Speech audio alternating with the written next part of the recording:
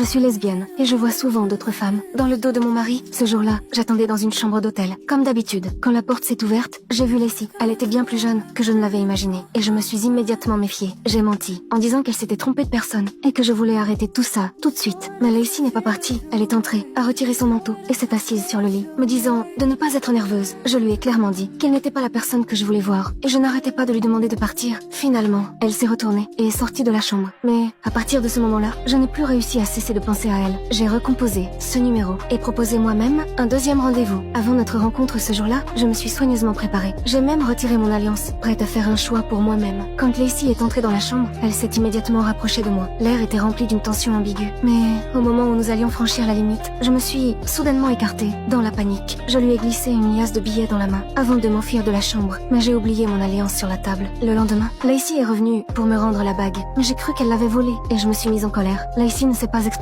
Elle s'est simplement retournée pour partir. Je regardais son dos s'éloigner, mais j'ai finalement fini par l'appeler et m'excuser pour ma réaction. Lacey ne s'est pas énervée. Elle s'est lentement rapprochée de moi. Cette fois-ci, je n'ai enfin plus résisté. Toute ma vie, j'ai poursuivi la perfection, essayant de devenir la femme que mon mari attendait. J'ai même subi une opération de chirurgie mammaire pour plaire aux autres. Mais Lacey ne s'est pas moquée de moi. Elle m'a simplement murmuré, doucement, que je n'avais plus besoin de me cacher.